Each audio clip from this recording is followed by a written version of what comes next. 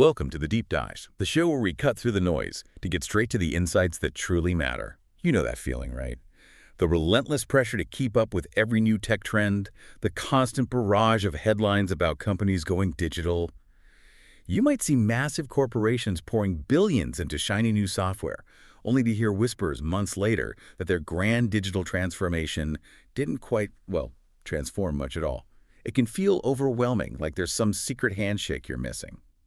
But what if the real breakthroughs, and indeed the real struggles, lie not in the technology itself, but somewhere else entirely? Exactly. While technology is the most visible part, the most obvious part of any big digital push, the critical struggles and the key reasons for success or failure are often hidden. They're deeply embedded within an organization's very structure, its processes, and maybe most importantly, its people. It's easy to focus on the flashy new system, but the true challenge is, well, it's about fundamentally rewiring how an organization operates. And that's precisely the deep dive we're taking today. Our mission is to unpack the intensely human nature of digital transformation. We will reveal how a new way of leading and a deliberately designed culture are not just important, but absolutely essential for any organization aiming to thrive in this era of constant change. We're going to be guided by Rick Spare's comprehensive report, which gives us an incredible roadmap and honestly kind of a cheat code to understanding why many efforts stumble and how the successful ones truly pull it off. Rick Spare's report gets right to the heart of it in its executive summary. It states that successful transformation is not achieved by implementing new systems, but by rewiring the organization's core operating model, a process predicated on the symbiotic evolution of leadership capabilities and cultural norms. So, the big takeaway right from the start is, forget about just the tech. This transformation is deeply, fundamentally about people and culture working together. It's a human revolution, really, not just a software update. So the central question we're answering today for you, our listener, is this. Why do so many digital transformation efforts fall short? And what can you learn about making them succeed in your own context, whether you're leading a large team, a small department, or even just navigating your own career path? Let's break down digital transformation, moving beyond the tech hype. Yeah, because it's often misunderstood. When you hear digital transformation, most people immediately think, oh, we're adopting cloud or we're implementing a new CRM system. But what we're talking about is far more profound. It's a comprehensive business reinvention that fundamentally touches processes, structures, management practices, everything across the entire enterprise. It's like thinking a new engine makes a race car. It's really about totally re-engineering the chassis, the tires, the pit crew, everything. It's a complete overhaul of how value is created. Exactly. The objective isn't just incremental improvements like making something 5% faster. It's about leveraging digital tools to create new and substantial value. Right. Things like telemedicine and healthcare, for example. Precisely. Telemedicine has fundamentally enhanced patient care and streamlined processes. Or think about how digital accounting solutions have not just automated tasks, but truly improved decision-making through better real-time data access. These aren't just technical shifts, they are foundational changes in how value is delivered. Okay, but despite this critical importance, the stakes are incredibly high, and the failure rate is, well, you said it, it's staggering. It really is. Studies show up to 70% of digital transformation initiatives fall short of their objectives. 70%. And here's the kicker.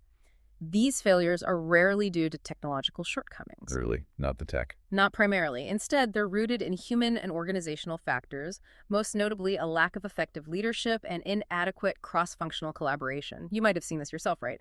A new system rolls out, but people don't adopt it, or maybe different departments just can't seem to work together using it.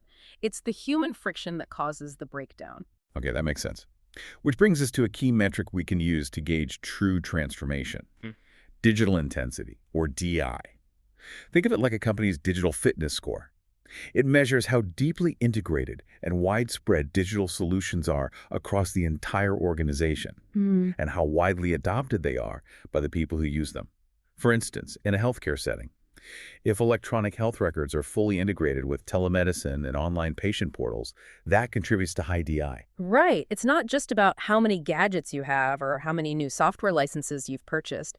It's a direct indicator of the cultural and operational shift required. Improving DI is a profoundly human endeavor, not just a technical upgrade.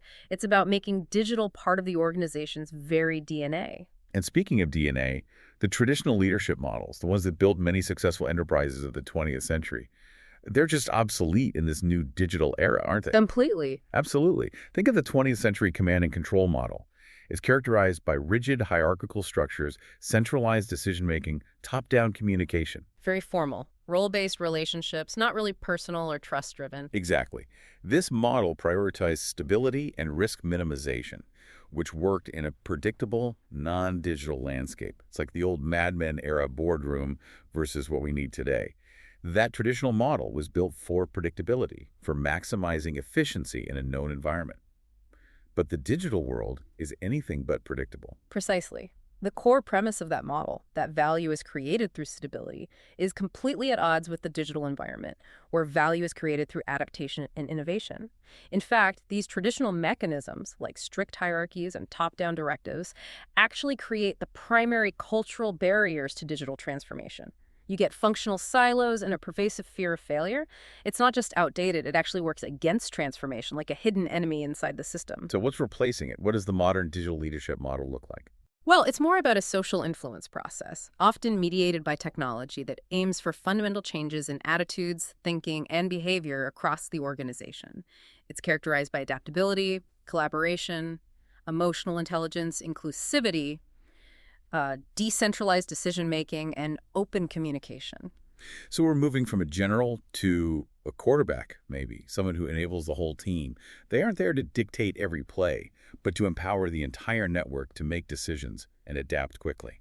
That's a good analogy. And it's important to clarify that this is different from simply e-leadership, which is more narrowly focused on leadership mediated by digital tools, like leading remote teams via video conferencing. Digital leadership is the broader process of leveraging technology to influence and drive foundational organizational change, regardless of whether that influence is literally mediated by a screen. Okay? And the report gives us a fantastic comparison that really brings these differences into sharp relief. Let's walk through that. Decision-making. Old versus new. Traditional is centralized, modern is decentralized and collaborative. Communicate. Shifts from top-down, unidirectional, to open, transparent, and multi-directional. Focus. Changes from stability and efficiency to adaptability, agility, and innovation. Big shift. And the relationship with teams. This seems crucial. Hugely. Traditional is formal and role-based.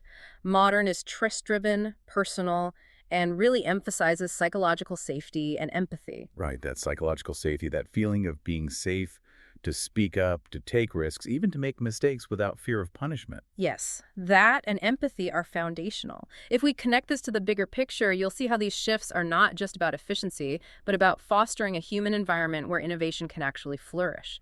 When people feel safe to contribute, to experiment, to even fail, that's when real transformation takes hold. The approach to change also moves from being risk-averse to viewing change as a profound opportunity for growth and learning. Now, here's where it gets really interesting, because the report presents a crucial paradox about leadership styles that kind of challenges what many of us have been taught. Conventional wisdom often promotes relationship-oriented leadership, building strong interpersonal connections, fostering team cohesion as ideal. But recent research cited in the report, specifically on manufacturing firms undergoing digital transformation, found something completely counterintuitive. Indeed. This study revealed that task-oriented leadership was the sole direct driver of digital transformation. Task-oriented. Really, like clear instructions, monitoring efficiency. Exactly. That style, clear instructions, efficient monitoring of processes, focus on personnel efficiency through top-down communication, it had a direct and positive influence on the development of a digital strategy. Now, it didn't directly improve operational performance in a vacuum, but it did so indirectly through the successful implementation of digital transformation, which then led to tangible improvements in cost efficiency and service flexibility. Wow. That flips traditional leadership advice on its head. It's saying sometimes you need to be a bulldozer to clear the path before you can plant the seeds of collaboration. What's even more surprising is that relationship-oriented leadership, the one we often laud, had no significant influence on driving the digital transformation itself. And in some cases, it even showed a weak but statistically significant negative influence on certain operational indicators like quality and delivery. That's a huge finding. It truly is. And the why behind this is fascinating. A strong focus on interpersonal harmony and group cohesion can, at times, lead to decisions that prioritize maintaining that harmony. Over making the hard calls. Exactly. Over making difficult, often disruptive strategic choices necessary for transformation. Things like retiring deeply embedded legacy systems or reallocating resources in ways that might feel uncomfortable. Okay, so this isn't about saying relationships aren't important at all. It's about strategic sequencing, isn't it? Precisely. The report suggests that the initial phases of digital transformation might actually require a more task-oriented, almost benevolent dictator approach. This is to break down entrenched resistance, make those tough, decisive calls like retiring those legacy systems we mentioned, and enforce a clear strategic direction. Get things moving, basically. Well, Cut through the red tape. exactly. This focused, directive approach can be essential for cutting through bureaucracy and establishing a new operational framework. But, and this is crucial, once that foundational shift has been achieved and the why of the transformation is established and understood, the leadership emphasis can and should pivot. Pivot to what? In the subsequent phases, to embed and sustain the change, a more relationship-oriented approach becomes critical. This is where you foster widespread buy-in, crucial cross-functional collaboration, and cultural adoption. It's about winning hearts and minds to make the transformation truly last. So it's about the right tool for the right job, or in this case, the right leadership style for the right phase of transformation. This raises an important question for you, the listener. Are you aware of which phase your organization is in, and if the leadership style aligns with its current needs? Because that alignment could be the difference between success and, well, stagnation. Now that we've deconstructed what digital transformation actually is and why traditional leadership often falls short, let's zoom in on the anatomy of the digital leader.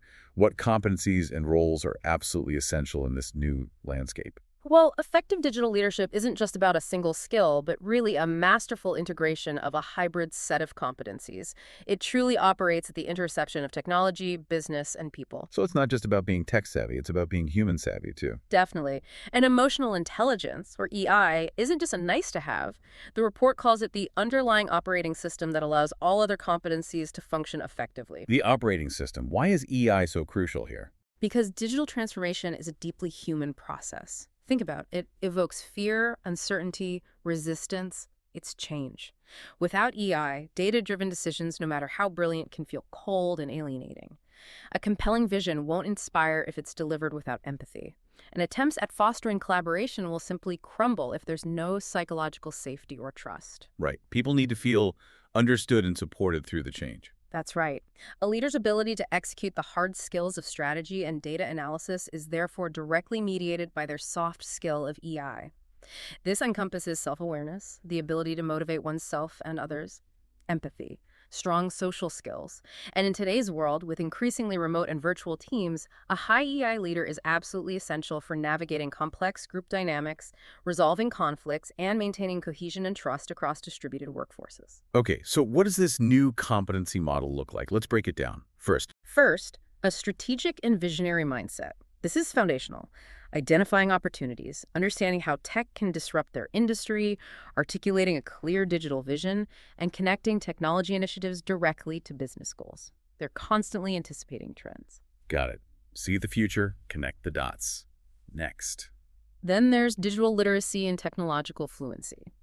Leaders don't need to be coders, no, but they must have a fundamental understanding of emerging technologies like AI, data analytics, cloud computing.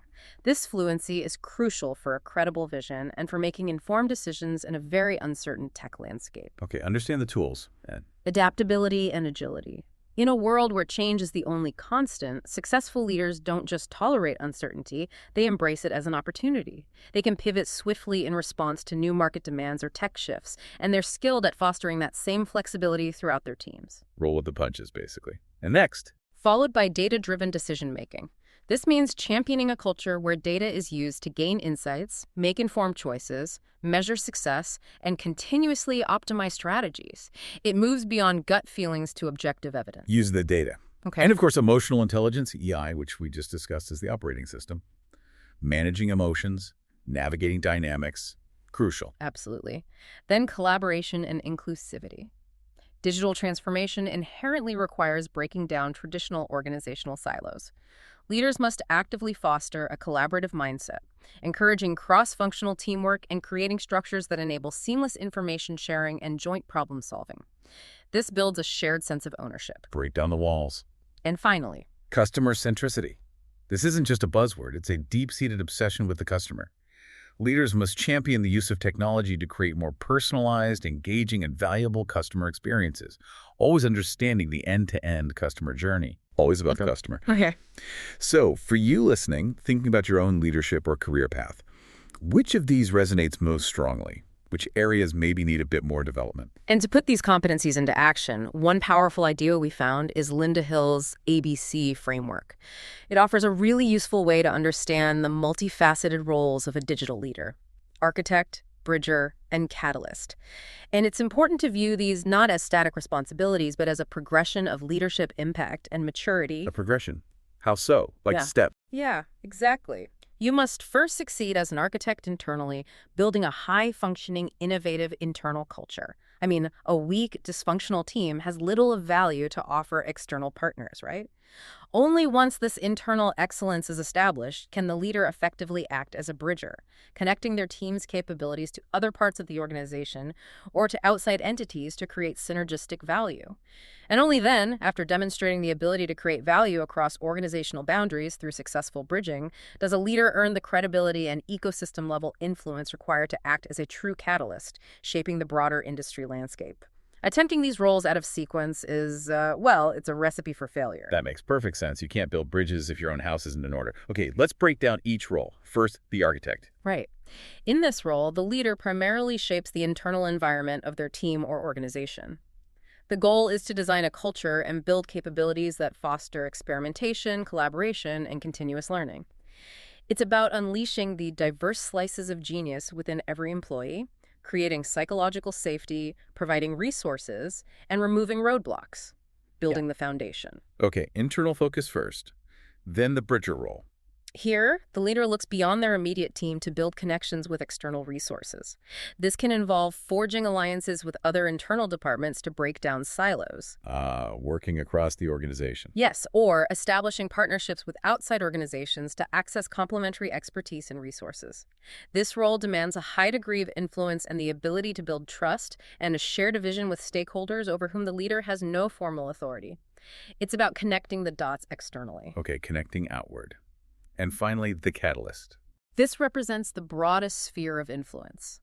A leader acting as a catalyst recognizes that their organization is part of a much larger ecosystem.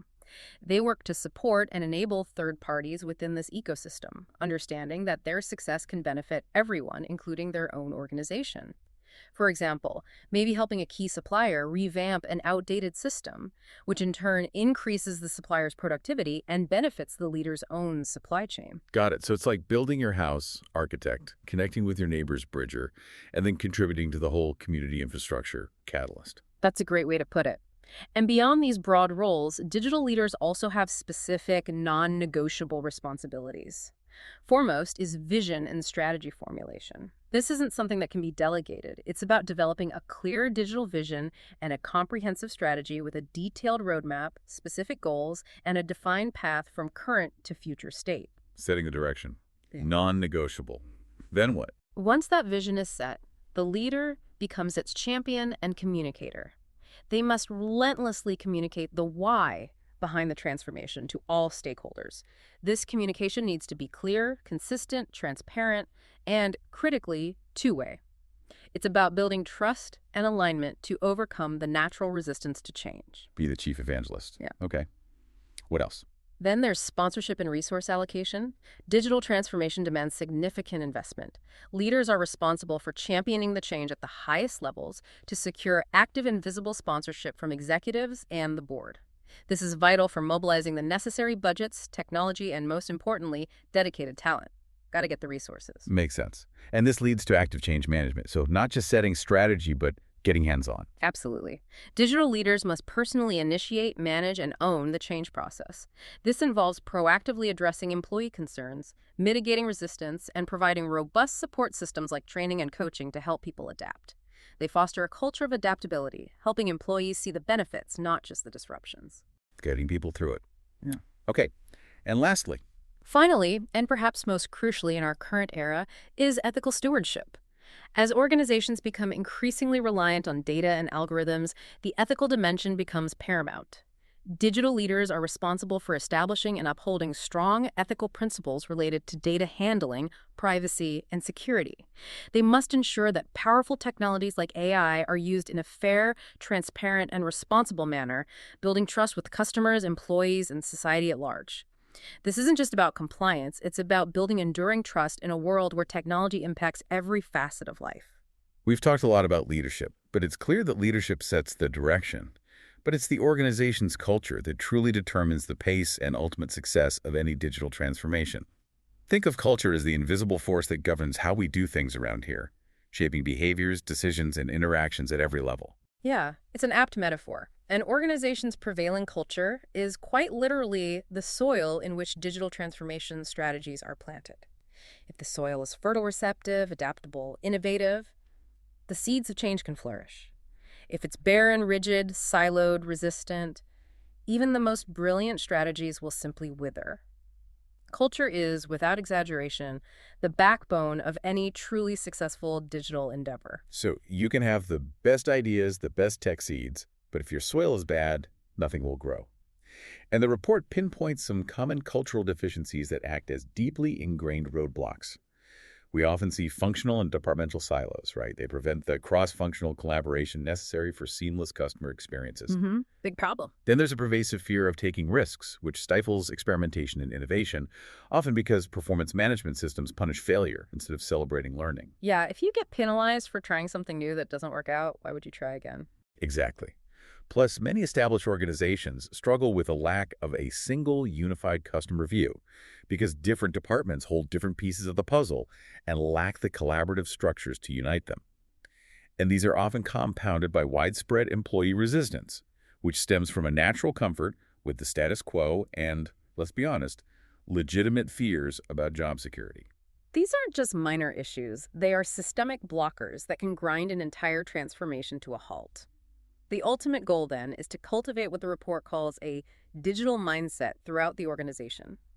This isn't merely about promoting the use of new technology. It's about creating a climate in which people are intrinsically motivated and empowered to leverage technology, embrace new ideas, and act as proactive agents of change to keep the organization competitive and relevant. Okay, so how do you actually build this? The report outlines 5 essential and interconnected cultural shifts, or pillars, that form the foundation of a successful digital organization. It describes them as an architectural challenge, guided by a clear framework. And here's where it gets particularly insightful. These pillars are like a chain reaction. A genuine obsessive focus on customer centricity acts as the prime mover. The prime mover. How so? Well, it creates the strategic urgency that necessitates the adoption of the other 4 pillars. To meet the rapidly evolving expectations of digital customers for speed and personalization, an organization must become agile and must become a voracious learner, it must foster unbounded collaboration, and it must develop an appetite for risk. Ah, okay. It's like the North Star for all transformation efforts. Everything else flows from it. So let's detail these 5 pillars. Pillar 1. Customer centricity. This is the most essential shift. Digital transformation exists to serve customers better and drive the business forward. It means prioritizing empathy and a deep, data-informed understanding of customer needs and pain points. This focus becomes the North Star that guides all other transformation efforts, ensuring technology and process changes are aimed at creating relevant, personalized, and valuable solutions. Okay, customer first. Pillar 2. Second, agility and speed. The digital landscape is characterized by rapid and frequent changes. A digital culture values adaptability and is built for speed, being nimble enough to pivot regularly. Achieving this often necessitates the targeted demolition of outdated traditional hierarchical structures that inherently slow down the organization, like multi-layered decision-making and lengthy approval processes. Got to move fast. Pillar 3. Third is voracious learning. In an environment of constant technological and market evolution, static knowledge is a liability. A digital culture must be a learning culture, valuing curiosity, continuous skill enhancement, and a passion for acquiring new knowledge.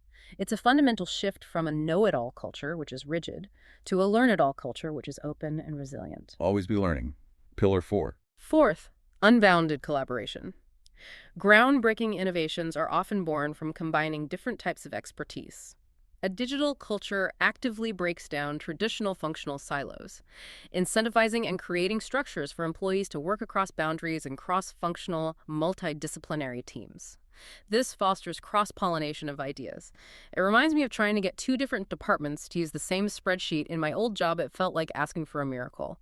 How does a truly digital culture actually break down those walls? That's the million-dollar question. Okay. And pillar 5. And finally, appetite for risk. Innovation is impossible without experimentation, and experimentation is impossible without the risk of failure. A digital culture must create an environment of psychological safety where people feel comfortable trying new things that might not succeed. This requires leadership to reframe failure as valuable learning, not something to be punished. Okay, to fail as long as you learn. Got it. This is where the rubber meets the road. If you don't cultivate these 5 pillars, your digital efforts are likely built on shaky ground. And the report makes it clear that culture change is not just about aspirational values. It becomes real when those desired values and behaviors are woven into the very fabric of the organization's daily operations. This requires a systemic kind of engineering-based approach to re-architecting the social machinery of the enterprise, its processes, structures, reward systems, to make the new behaviors the path of least resistance. Right. It's not enough to put values on a poster. You have to live them and build systems around them. And this cultural transformation must originate from the top, right? Absolutely. Leaders must be the primary advocates and role models, personally embodying the desired values and behaviors to give them credibility and weight. If the leaders don't walk the talk, nobody else will. And crucially, HR and performance systems must be re-architected. Is that right? Yes. Human resource strategies must explicitly align with digital goals. This means redesigning recruitment to attract individuals with digital skills and a collaborative, learning-oriented mindset.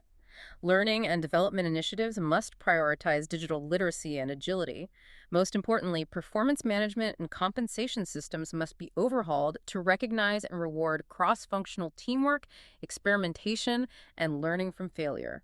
If you say you value collaboration but only reward individual achievement, guess what? Old behaviors will persist. You get what you measure and what you reward. Okay. And beyond HR, there are structural changes that can dismantle silos. Yes.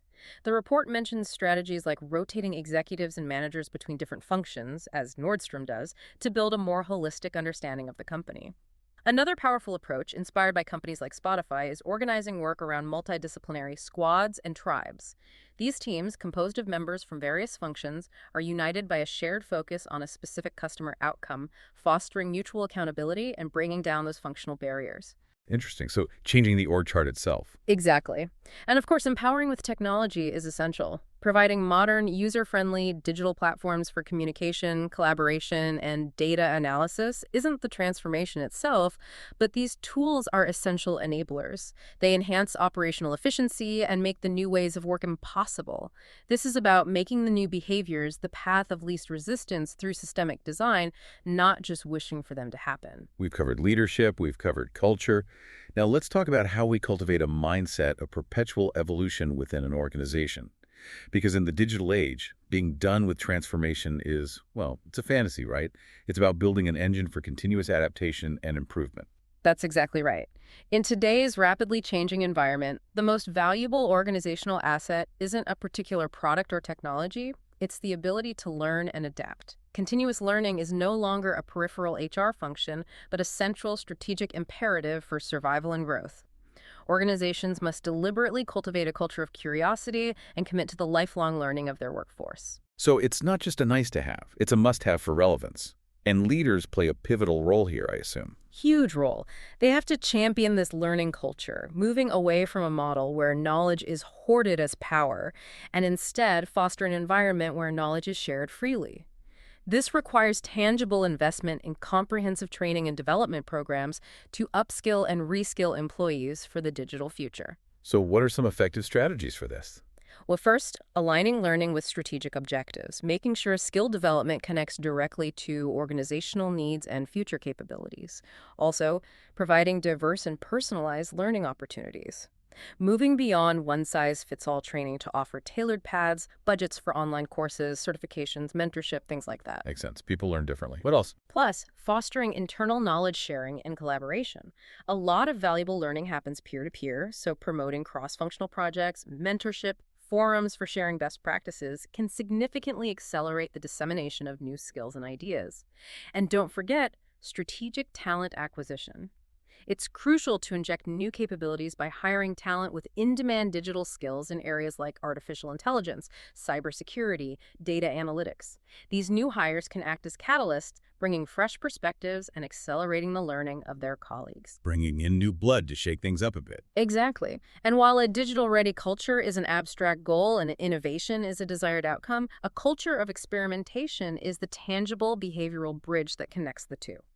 By institutionalizing experimentation, a leader transforms the abstract cultural value of an appetite for risk into a disciplined, repeatable process that reliably generates valuable learning and progress.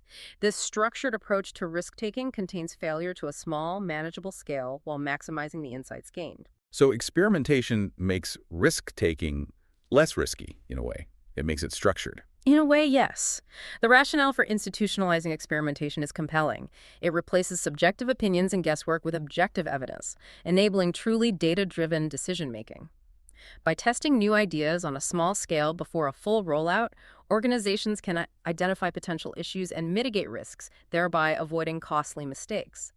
This process inherently fosters a customer-centric focus, as ideas are validated with real users, ensuring development efforts align with actual customer needs. Okay, so what do you need to make experimentation actually work? Several key ingredients. First, executive buy-in and humility.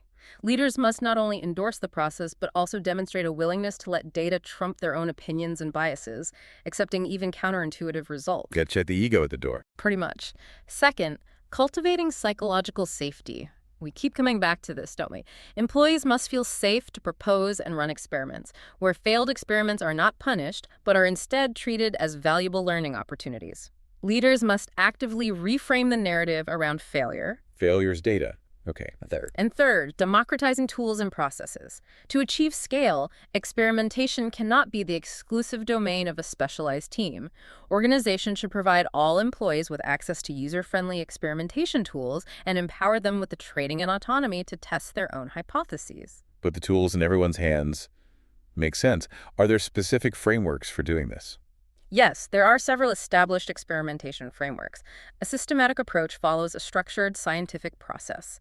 Data gathering, forming a testable hypothesis, creating variations, running with a randomized audience, analyzing results. Very methodical. A/B testing is probably the most common. You show two versions of a single variable, like a web page headline, to different segments to see which performs better against a predefined metric, like click-through rate. Right, test version A versus version B. Exactly. Then there's multivariate testing, which is more complex. It's used to test multiple variables across multiple versions simultaneously, for example, testing combinations of headlines, images, and button colors on a web page all at once. And lean hypothesis testing is designed for testing new, larger ideas quickly and inexpensively, often using a minimum viable product, or MVP, to test a core hypothesis with early users and then iterate based on feedback. So lots of ways to test and learn. This is where science meets business, really, allowing you to learn from every attempt, whether it succeeds or fails in the traditional sense. Precisely. And finally, let's look at the profound impact of emerging technologies, particularly artificial intelligence, on reshaping leadership and culture. AI is not just another technological shift, it's a fundamental force. It will automate many traditional analytical and administrative tasks of management, but this won't make leaders obsolete. Instead, it will dramatically shift their value proposition. Okay, this raises an important question. If AI takes over routine tasks, what is the core value proposition of human leaders now? What's left? A lot, actually. The report argues that skills not easily automated, such as empathy, ethical judgment, inspiration, building psychological safety, setting a purpose-driven vision will command an enormous premium. Leaders who continue to define their value primarily by their analytical prowess or operational oversight will find themselves increasingly marginalized. The leader's job will become less about finding the right answer and more about asking the right questions and creating the human conditions necessary for success. Interesting. So AI is best understood as a powerful tool that augments rather than replaces human leaders. Exactly. It enhances strategic decision-making by providing data-driven insights and predictive analyses. It can offer real-time sentiment analysis to gauge employee morale, automate time-consuming administrative tasks, and even provide personalized insights for a leader's own professional development. And what about the cultural implications? Well, AI can dramatically enhance efficiency and productivity, allowing employees to shift their focus from routine tasks to more creative, collaborative, and strategic activities. It inherently fosters a more data-driven culture. And by analyzing vast amounts of customer data, AI enables highly personalized customer experiences, reinforcing that crucial pillar of customer centricity. This brings us back to the human-centric imperative, doesn't it? As AI takes over more analytical and technical work, the leader's role must pivot to focus more heavily on uniquely human skills. Yes, leadership becomes less about managing processes and more about nurturing people. Empathy, effective communication, and the ability to foster collaboration and psychological safety become the most critical leadership functions. So AI doesn't remove the human element, it makes the human element more critical than ever. Couldn't have said it better. And with the immense power of AI comes significant new responsibilities. Leaders must become ethical stewards of this technology. They have to navigate complex challenges such as algorithmic bias, data privacy, accountability for AI-driven decisions. They are responsible for establishing clear governance frameworks and promoting a culture of responsible innovation that prioritizes transparency and fairness, thereby building and maintaining trust with all stakeholders. That ethical piece feels increasingly important. Okay, let's shift gears slightly. The path to digital maturity is obviously not smooth. It's filled with obstacles, and the report makes it clear that these are not primarily technological, right? They are deeply rooted in human and organizational dynamics. Exactly. Understanding these common pitfalls is the first step toward overcoming them. So what are some of the big ones? The report has a table on this, right? Yes, it details challenges and specific leadership-led mitigation strategies. For instance, cultural resistance to change is a huge one. It often stems from fear of job loss, lack of understanding, or simply comfort with the status quo. How do you mitigate that? Well, communicating a clear why, involving employees in decision-making, providing robust training, celebrating small wins along the way, and creating that psychological safety where concerns can be voiced without fear. Okay. What else? Lack of clear strategy and vision. This leads to haphazard tech adoption or, vanity projects that don't really move the needle. To mitigate, leaders must develop a comprehensive roadmap with measurable objectives, ensure the vision is co-created and understood across the organization, and consistently articulate how digital initiatives support overarching business goals. Makes sense. Another one. Inadequate leadership and sponsorship. This is a killer. It happens when transformation is delegated down to IT or there's a lack of visible commitment from the C-suite. The mitigation is clear. The CEO and C-suite must personally own and champion the transformation. You need active sponsors at all levels, leaders modeling the new behaviors, and clear accountability for success. Got to have the top brass bought in. What about the tech debt many organizations carry? Legacy systems and infrastructure. Yeah, that can cripple progress. Outdated, siloed tech that can't integrate. The solution involves conducting a thorough audit, investing in scalable cloud platforms, adopting a phased approach to replacing old systems, and prioritizing interoperability. It's often not a rip and replace, but a strategic transition. Okay. And skill gaps. Another common issue. Skill gaps and insufficient training. The workforce lacks digital literacy, or the training provided is too generic. Mitigation requires investing in continuous, tailored learning and upskilling programs, hiring new talent with critical digital skills, fostering a lifelong learning culture, and providing ongoing support post-implementation. Learning again. And finally, security. Yes, as we become more digital, data security and privacy concerns escalate. Increased reliance on digital systems means greater vulnerability to cyber threats. Leaders must prioritize cybersecurity from the outset, implement robust data governance, invest in modern security tech, and provide regular training to build a security-conscious culture. It has to be everyone's responsibility. And really, if you're facing these challenges, you're not alone. The key is to recognize them and proactively design strategies to overcome them, as detailed here. That's really helpful.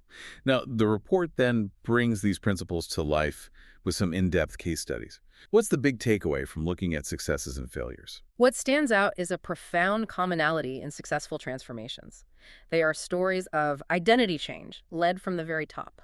These weren't just projects, they were fundamental reinventions of what the company is. The CEO must lead this fundamental identity change. Identity change.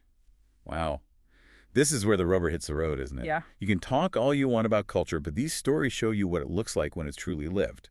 And conversely, the cautionary tales are not random. They are predictable consequences of leadership deficits in specific, identifiable areas. Exactly. Let's start with Microsoft, a powerful success story of cultural transformation under Satya Nadella. So Microsoft, they were in a tough spot by the early 2010s, right? Ugh. What was the core challenge? Oh, yeah. A deeply ingrained, frankly toxic know-it-all culture. Their infamous stack ranking system pitted employees against each other, creating internal rivalries, deep functional silos, and discouraging risk-taking. This cultural stagnation led to some major strategic missteps, especially in mobile and cloud computing. Right, they missed some big waves. So Nadella comes in. When Satya Nadella became CEO in 2014, he identified culture as the biggest obstacle. His primary focus was a profound cultural transformation centered on replacing the prevailing fixed mindset with a growth mindset, drawing on Carol Dweck's work. This involved a systemic overhaul. The stack ranking system was eliminated, replaced with a collaborative model rewarding teamwork. Nadella championed empathy, curiosity, a learn-it-all ethos, encouraging experimentation and cross-silo collaboration. And the outcome? Remarkable. This cultural renewal wasn't separate from Microsoft's digital transformation. It was the essential prerequisite. The new collaborative culture enabled their cloud-first, mobile-first strategy, leading to the phenomenal success of Azure and integrated products like Office 365. Nadella's leadership was crucial because he personally and consistently modeled the principles he espoused, making the cultural change authentic and pervasive. He walked the talk. Culture change enabling strategic success. Great example. What about Adobe? That was a different kind of challenge, right? A business model pivot. Yes, a very high-stakes business model pivot. Adobe's traditional model of selling perpetual licenses for its creative software in physical boxes was fragile. They faced extreme revenue volatility, rampant piracy, high upfront costs for customers, and the rigid, slow product release cycle also constrained innovation. So what did leadership do? In 2013, Adobe's leadership made a bold and, at the time, highly controversial decision to cease selling perpetual licenses and shift their entire creative business to a subscription-based cloud service, Adobe Creative Cloud. This required immense courage to confront backlash from loyal customers and prepare investors for a temporary dip in revenue as the model shifted.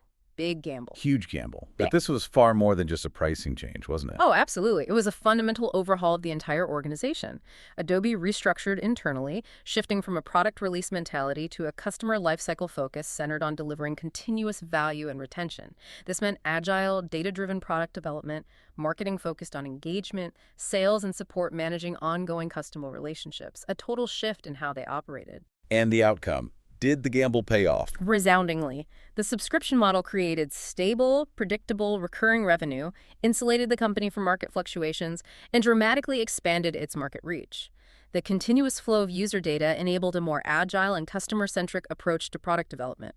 Adobe's market capitalization just skyrocketed from around $16 billion before the transition to well over $200 billion.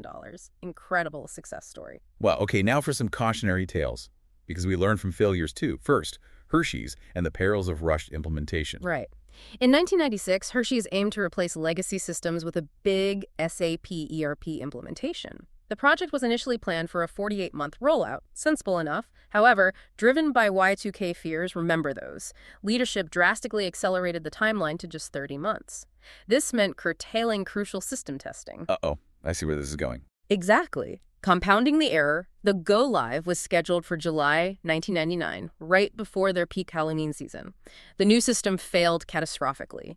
It was unable to process over $100 million in orders, leading to a 19% drop in quarterly profits. Disaster. Ouch. So the lesson here. Clear failure of leadership and strategic planning, not the technology itself. It underscores the critical importance of realistic timelines, thorough testing, and careful consideration of business cycles when implementing complex change initiatives. Rushing under pressure can lead to operational disaster. Don't cut corners on testing. Lesson learned. Okay, second cautionary tale. Volkswagen's Cariad unit. This sounds more recent. What happened there? Volkswagen launched an ambitious initiative to create Cariad, a dedicated software unit to develop a unified, cutting-edge software stack for all its brands, VW, Audi, Porsche, the whole group. Big vision. But the project suffered from strategic overreach. They tried to deliver a complete, complex stack and advanced autonomous driving features all at once, rather than in manageable phases. Trying to boil the ocean. Pretty much. It was also crippled by legacy governance structures. A rigid, waterfall-based decision-making process meant components could wait weeks for architectural approvals, freezing development, slowed everything down, and there was a lack of clear, unified product ownership. Conflicting brand priorities collided, leading to scope creep and design conflicts. Just chaos. So a lesson from VW. An ambitious vision for digital transformation is insufficient without a realistic, phased implementation plan and an agile governance structure that allows for quick decisions. In complex organizations, a lack of clear ownership and an inability to move beyond traditional slow-moving decision-making processes will cause even well-funded digital initiatives to collapse under their own weight and complexity. The patterns here are crystal clear. These failures weren't random, they were predictable consequences of specific leadership and cultural missteps. We've covered a lot of ground today, and the core message from Rick Spare's report is undeniable. Digital transformation is fundamentally a human endeavor. Technology provides the tools, sure, but leadership provides the vision, and culture provides the capacity for enduring change. Absolutely. And one of the most critical findings in the report, maybe the most important one, is this. The ultimate metric of a successful transformation is not financial, but cultural. While improved revenue and market share are important outcomes, they're simply results. The true leading indicator is the degree to which a new, adaptive culture has been deeply and sustainably embedded within the organization. An enterprise with a culture of voracious learning, unbounded collaboration, and disciplined experimentation has created essentially a perpetual motion machine for innovation. Financial success is the result of this cultural resilience, not the primary goal itself. The most important long-term asset a leader can build is not a new product or platform, but a culture that can repeatedly produce new products and platforms in response to future, as yet unknown challenges. So it's not about winning one race, but building a team that can win every race, no matter the car or track. That's powerful. And this requires a holistic, systems-thinking approach. The report synthesizes 4 core principles that form an interconnected dynamic system. Let's recap those quickly. First, Leadership is the catalyst. Transformation begins with leaders who have the courage to discard obsolete command and control models and embrace a new, empowering paradigm. second, Culture is the operating system. A digital-ready culture defined by customer-centricity, agility, learning, collaboration, and an appetite for risk is the essential foundation upon which all digital capabilities are built. third, Strategy provides the roadmap. A clear, well-communicated vision and strategy align the organization, providing that North Star that guides decisions and focuses effort amidst the chaos of change. and fourth. And fourth, experimentation is the engine. A disciplined practice of experimentation is the tangible mechanism that translates cultural values into innovative outcomes, turning the abstract goal of innovation into a repeatable process. Leadership, culture, strategy, experimentation. The 4 pillars. Okay, so what does this all mean for you, our listener? The report provides actionable recommendations for different levels of leadership, doesn't it? Yes, it does. For the CEO and C-suite, it's really about personally owning the cultural transformation.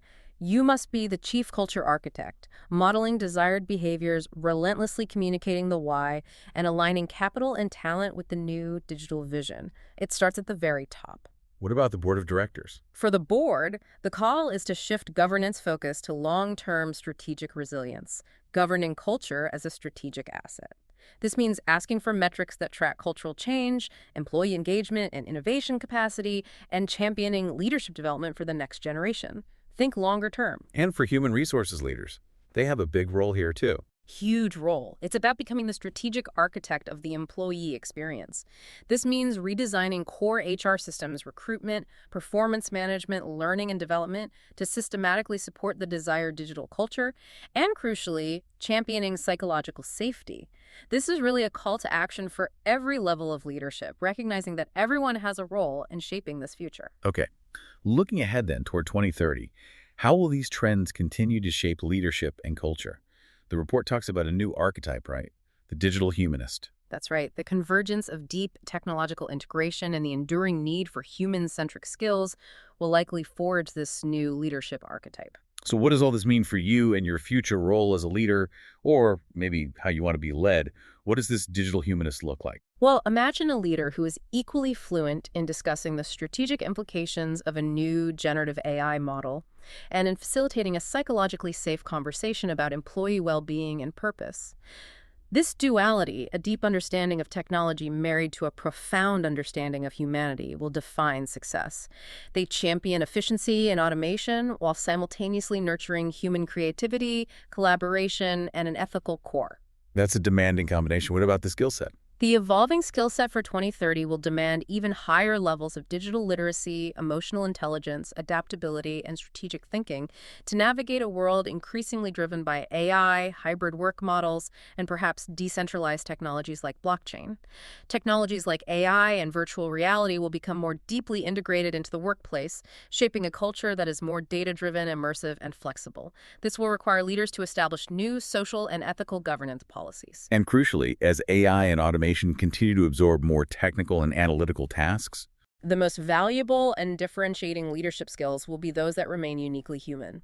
Creativity, complex problem solving, strategic intuition, cultural intelligence, and empathy. Those become premium skills. and this also elevates ethical stewardship as a core mandate, doesn't it? Absolutely. Ethical considerations, including data privacy, algorithmic bias, cybersecurity, the societal impact of automation, will move from a peripheral compliance issue to a central tenet of strategic leadership. In a transparent, hyper-connected world, a leader's most critical and fragile asset will be the trust they build with their employees, customers, and society at large. So AI doesn't remove the human element. It makes the human element more critical than ever. It really underscores that leadership in the digital age is profoundly about understanding and nurturing people, not just managing technology. That's exactly. Which leads to a final thought, perhaps a provocative one.